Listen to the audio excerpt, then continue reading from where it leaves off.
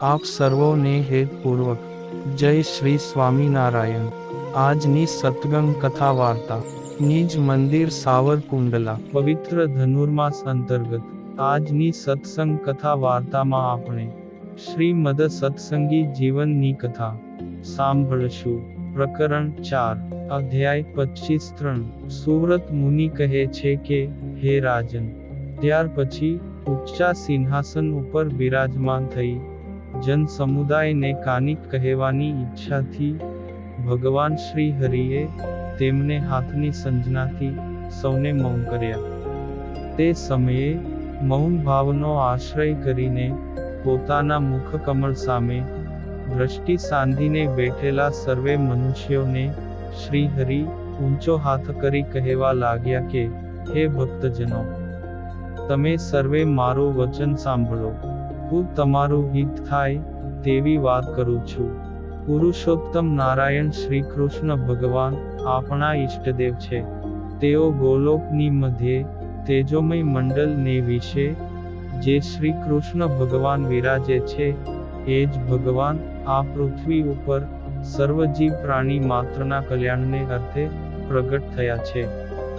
ધર્મ પ્રજાપતિ અને મૂર્તિ દેવીએ અતિ ભક્તિ ભાવથી તેમનું ધ્યાન કર્યું અને તે ધ્યાનના પ્રતાપથી તેમના પર પ્રસન્ન થઈ ભગવાન શ્રી હરિ વર્ણિવેશ ધારણ કરેલા નર અને નારાયણ આવા બે સ્વરૂપે ભક્તિ દેવીના અંગ થકી પ્રગટ થયા। શ્રી નર નારાયણ સ્વરૂપને ધારણ કરતા શ્રી કૃષ્ણ પરમાત્મા ધર્મ તેમજ મૂર્તિ દેવીને વરદાન આપી સંતોષ પમાડીને મનુષ્યોના કલ્યાણને અર્થે બદરિકાશ્રમ પધાર્યા છે। ભરતખંડની કર્મભૂમિમાં પોતાને શરણે આવેલા મનુષ્યોની ભુક્તિ અને મુક્તિને માટે તપ કરી રહેલા ભગવાન બદરિકાશ્રમને શોભાવી રહ્યા છે। હે ભક્તજનો, આ પૃથ્વીનો ભાર ઉતારવા માટે બ્રહ્માદિક દેવતાઓની પ્રાર્થનાથી બદરીપતિ શ્રી નારાયણ ભગવાન શ્રી કૃષ્ણ સ્વરૂપે યદુકુળમાં પ્રગટ થયા। ભગવાનના સખા નર કુરુ વંશમાં અર્જુન નામે પ્રગટ થયા। તેથી જ અર્જુનની સાથે વિરાજતા શ્રી કૃષ્ણ ભગવાનને શ્રી નર નારાયણ કહેવાય છે। તે શ્રી નર નારાયણ ભગવાનની મેં આ મંદિરમાં પ્રતિષ્ઠા કરી છે। તેનું મન કર્મ વચને જે મનુષ્ય સેવન કરશે તેનું નિશ્ચય કલ્યાણ થશે, તેમાં કાની સંશય નથી। જે મનુષ્યો પ્રતિદિન નિયમપૂર્વક શ્રી નર નારાયણ દેવનું દર્શન કરશે તેઓ મનોવાંછિત ભુક્તિ અને મુક્તિને નિશ્ચય પામશે। જે કોઈ શ્રદ્ધાપૂર્વક તેની સેવા કરશે તો તે પુત્રની ઈચ્છા વાળો પુત્ર, ધનની ઈચ્છા વાળો ધન અને વિદ્યાની ઈચ્છા વાળો વિદ્યાને પ્રાપ્ત કરશે।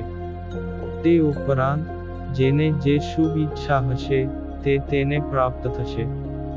હે ભક્ત જનો, આ શ્રી નર નારાયણ ભગવાનની આરાધના કરવાથી સર્વ ઈચ્છાઓ પૂર્ણ થશે અને નિષ્કામ ભાવથી એમની સેવા કરનારા જનો સંસાર સાગરને તરશે।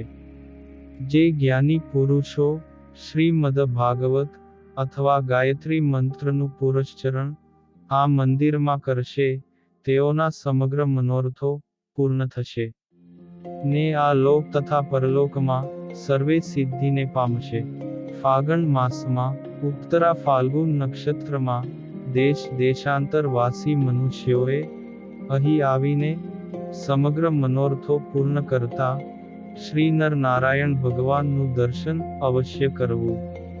સુવ્રત મુનિ કહે છે કે રાજન, શ્રી હરિના આવા વચન સાંભળીને સર્વે ભક્તજનો બે હાથ જોડીને અમે તમે કહ્યું તે પ્રમાણે જ કરીશું।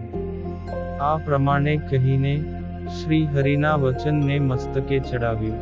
ત્યાર પછી સર્વે ભક્તજનોએ શ્રી નર નારાયણ ભગવાનના અતિ હર્ષથી દર્શન કર્યા।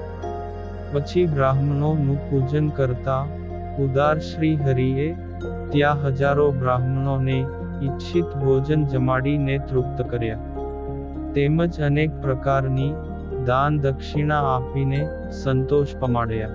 તે સમયે દેશ દેશાંતરથી પધારેલા નર નારીઓ ગીત વાંજિત્રોનો મધુર ધ્વનિ કરીને દશેય દિશાઓને ગુંજાવવા લાગ્યા.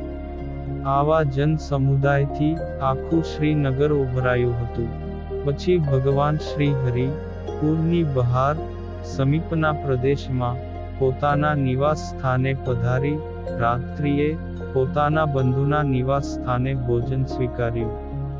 પછી બ્રાહ્મણોની ચોરાશી કરવાનો મનમાં સંકલ્પ કર્યો અને રાતોરાત સામગ્રી ભેગી કરાવીને તત્કાળ કાર્યની સિદ્ધિ કરાવનારા ભગવાન શ્રી હરિ બીજે દિવસે નગરથી બહાર કાંકરિયા તળાવના કિનારે દેશ દેશાંતરથી આવેલા સર્વે બ્રાહ્મણોને ભોજન જમાડી તૃપ્ત કર્યા.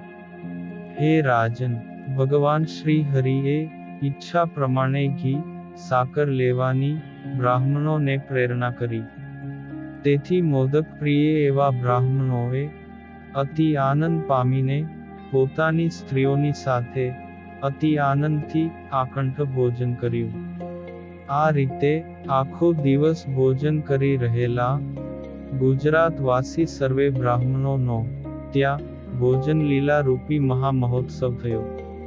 શ્રી હરિએ બ્રાહ્મણોને ખૂબ જમાડીને મનગમતી દક્ષિણાઓ આપી રાજી કર્યા અને ત્યાર પછી પોતપોતાના ઘેર જવાની રજા આપી.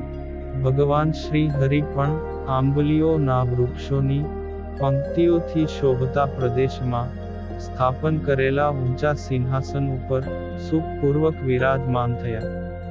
શ્રી હરિએ પૂરવાસી મનુષ્યો તેમજ હજારો બ્રાહ્મણોને એક જ દિવસમાં જમાડ્યા.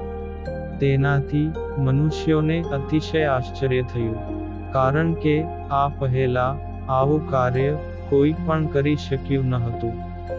હે રાજન, તે સમયે આબાલવૃદ્ધ મનુષ્યોને એટલો બધો આનંદ થયો કે રાત્રિ દિવસ શ્રી નર નારાયણ ભગવાનની પ્રતિષ્ઠા સમયે જમાડવામાં આવેલા બ્રાહ્મણોની ચોરાશીની જ વાતો કરતા હતા અને ભગવાન શ્રી હરિના યશનું ગાન કરતા હતા. શ્રી હરિએ ફાગણ સુદ પાંચમના દિવસે સંપ્રદાય અનુસારે શ્રી નર નારાયણ ભગવાનના પૂજનની વ્યવસ્થા કરી. પછી શ્રી હરિ તે જ દિવસે પોતાના ભાઈને ઘેર ભોજન કરી બપોર પછી શ્રી નર નારાયણ ભગવાનના દર્શન કરી નમસ્કાર કરી સંત પાર્ષદોની સાથે શ્રીનગરથી ચાલી નીકળ્યા.